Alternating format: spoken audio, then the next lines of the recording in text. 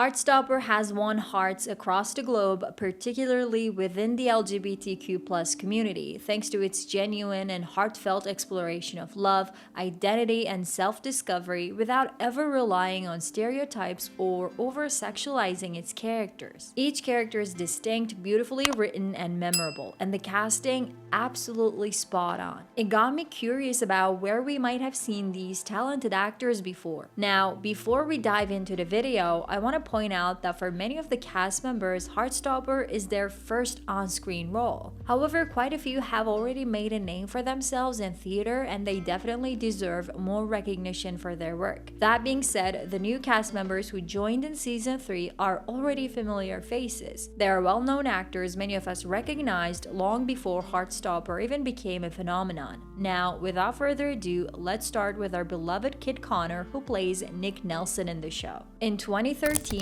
Kit's career began with a TV movie called An Adventure in Space and Time. He was only 9 years old at the time, and here's a picture of him.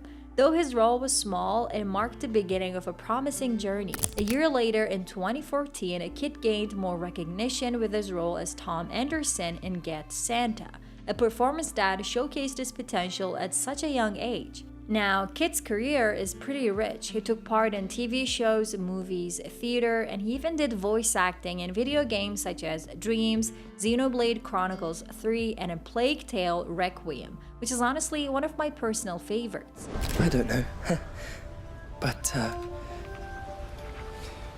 you're my family. But hey, let's go back to movies, shall we? Kit played Eli Ramsey in the Guernsey Literary and Potato Peel Pie Society, older Reggie in Rocket Man, and Wooten in Slaughterhouse Rules. To be honest, none of these roles were huge, and Heartstopper became the show that made him popular today. On the other hand, every single gig he got helped him so much along the way to become this successful. Now let's take a look at Joe Locke, who plays Charlie Spring in the show. Even though this is his first acting role, you might be surprised by how natural he is on screen. So what's his secret? Well, Joe has always had a huge love for acting and drama. When he wasn't in school, he spent his time performing in amateur theater, really getting a feel for the craft. In a sweet interview, he shared a fun memory about how he once asked his mom if he could take 5 different acting classes at the same time. That just goes to show how dedicated and passionate he is about following his dreams. The best part is he proved his skills with Heartstopper, and then he didn't stop and grabbed the role in Agatha all along.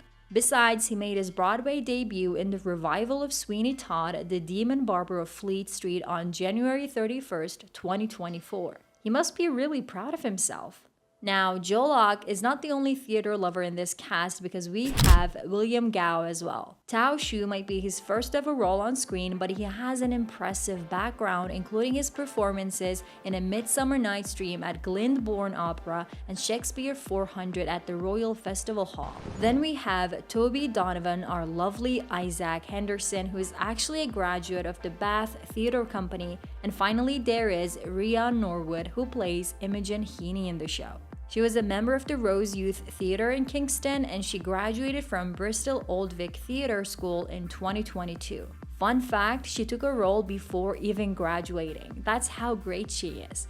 And did you know that she first auditioned for the role of Darcy before playing Imogen? Next up is one of my personal favorites, Yasmin Finney in the role of Elle Argent. Elle is actually Yasmin's debut role, but prior to this, she was cast as Kelsa in the Billy Porter film Anything's Possible. The thing is, due to COVID-19 travel restrictions, Yasmin faced significant challenges in obtaining a work visa for the United States. That's why she had to step down and give up on her role in the movie. She was replaced by Eva Rain, which is not a bad choice at all, but honestly, I'd love to see Yasmin in that movie too.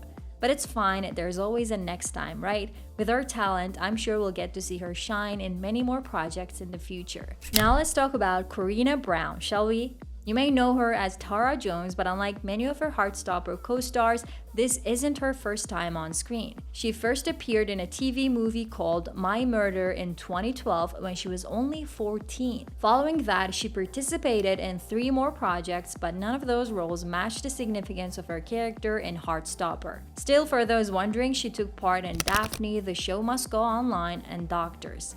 Have you seen any of these? Because I didn't, and I'm really curious about them. Let me know if you've seen her in these projects. Before any of you ask, I should say that I wanted to include Kizzy Edgell, who plays Darcy, in this video too, but as far as I can see, they've never been in a theater, TV show, or a movie before Heartstopper, so they're new in the industry, which I believe is pretty exciting. I can't wait for their upcoming projects. I'd love to see them in a heart-wrenching romance especially. Jenny Walser. One of the most unique characters in Heartstopper is Tori Spring without a doubt. Played by Jenny Walser, Tori is one of my favorites. I think Jenny does a great job portraying such a distant yet sincere character. Apparently, before Heartstopper, she only took part in one show called Call the Midwife, and that's it. Now, Jenny looks completely different in this role, which is pretty impressive. Now, I want to watch her in Call the Midwife. Anyway, I believe she has a bright future ahead and we'll be seeing her in future projects. Well, it's been a bit tough, but we're done with the inner circle, and now it's time to talk about others, mostly adults. They all joined the show in season 3, and I'm glad they did. I want to start with Hayley Atwell, who plays Nick's aunt, Diane. She really had an important part in showing Nick how to be the perfect partner, and I love her for that. But as you would imagine, her career didn't start with Heartstopper. We all know her as Peggy Carter in Agent Carter, What If, Agents of S.H.I.E.L.D., and of course, Captain America: The First Avenger, and more. But she's so much more than being Peggy, you know?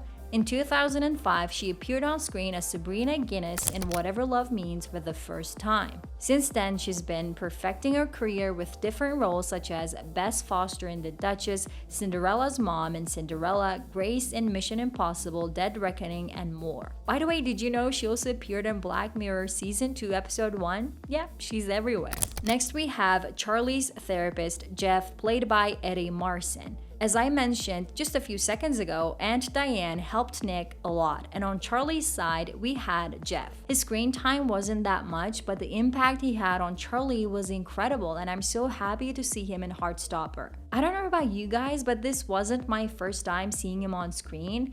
Okay, so in 1997, Eddie first appeared on screen in Kavanaugh QC Season 3, Episode 5 as Ian Vincent. Then we saw him as Killerin in Gangs of New York, Inspector Lestrade in Sherlock Holmes, which is my favorite by the way, Terry in Rhea Norwood, the Headmaster in Deadpool, and many other projects. Just like Hayley, his career is filled with different roles, and I think seeing such talented actors in Heartstopper proves that the show actually made an impact in the industry. Darragh Hand. He joined Heartstopper Season 3 as Tori's partner, Michael Holden, and oh boy, he's as unique as Tori, which makes him an incredible character. To my surprise, Heartstopper is actually his biggest role so far. Before this, he had a few smaller parts in Wakewood, Silent Witness, and Grace. I believe he found a chance to prove his skills with Heartstopper, and he may get some major roles in other Netflix projects, but what do you think? Last but not least, let's talk about Jonathan Bailey. This man came into our lives with Bridgerton and proved that he was here to stay. Even though he started in the industry as a child actor and had great performances in projects like Broadchurch, it was his role as Anthony Bridgerton that got him international recognition. But if you're feeling like you've seen him in something else, here are a few possible examples. He played Leonardo da Vinci in Leonardo, a British TV show. He played the main role in other British projects as well, like Me and Mrs. Jones and Groove High. You might have also seen him in one episode of Doctor Who. But the first project that I saw him in was the Phoebe Waller-Bridge show, Crashing. By the way, in case you haven't watched this one, please do. It's an incredible show and Jonathan's great in it. Don't forget to catch him in Wicked this year and Jurassic World Rebirth next year. Which Heartstopper character is your favorite? Let me know in the comments below and watch this video next.